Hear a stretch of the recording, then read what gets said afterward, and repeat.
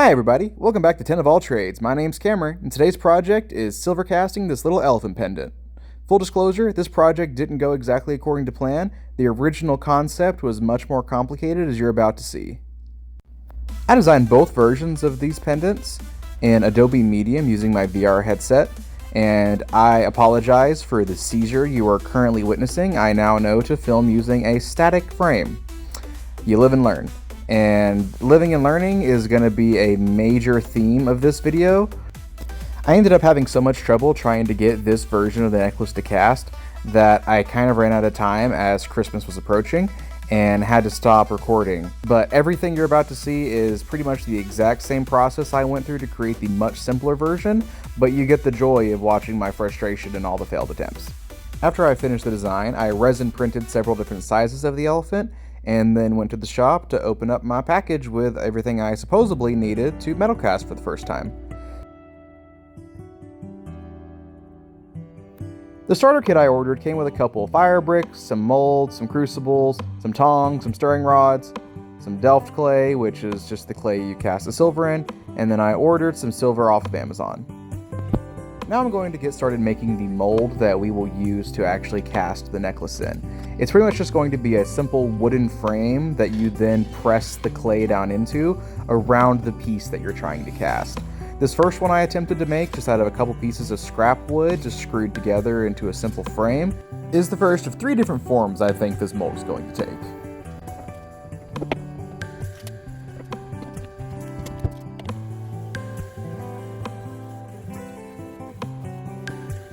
The next part of the process is taking your plastic version of the necklace and putting it in the wooden frame, and then gently pressing down the molding clay over it, making sure to try to fill in all the little nooks and crannies and smooth it out so that you can flip it over and gently pull out your model, making sure not to mess up any of the fine details in the clay, which I mess up a lot. I was finally able to get it out without damaging the clay too much, and I figured, you know what, screw it, we're just going to go for a first pour and just see how it turns out. Because you can always melt the silver again and go for another pour, which you will see a lot of that. But before I can even do that, I have to somehow figure out how to melt the silver.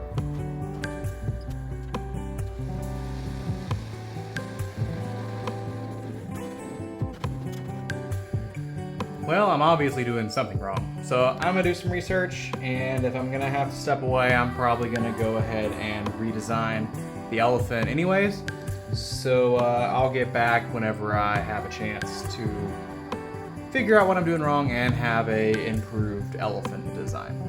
Okay, so I'm back and I redid the 3D model so that it now has a perfectly flat back as opposed to this very not flat back.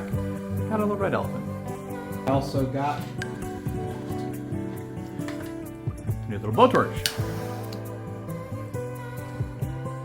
This new model popped out of the clay a lot easier with a lot less pull out from the tusks.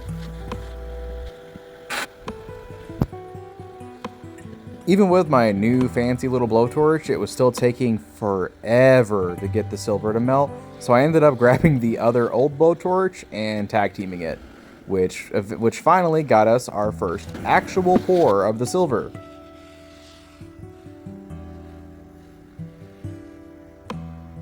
And our first dramatic fail. But you can at least see that the details were coming through, so that's progress. And it's proof of concept. For the next attempt, I decided to go with a slightly smaller version of the elephant necklace to see if the same amount of silver would fill it in easier. Looks kinda correct. The details still weren't showing up as well as I would like, and the back of the necklace was just a giant lump of silver. So I decided to go with the 2-part mold for the next attempt, and I just quickly laser cut one so it could be thinner and I could end up using less Delft clay. Also, my buddy Joseph stopped by to give me a hand. This is all gonna be time lapse, so anything we say doesn't really matter. I see. What if I go say really slow, like penis? Then I'll be obligated to leave it in the video. Love you, Joseph.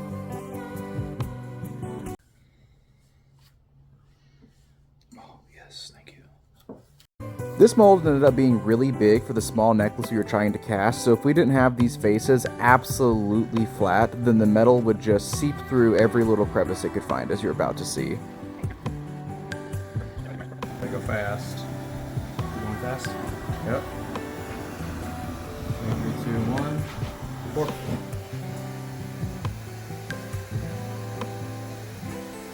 It solidified like instantly.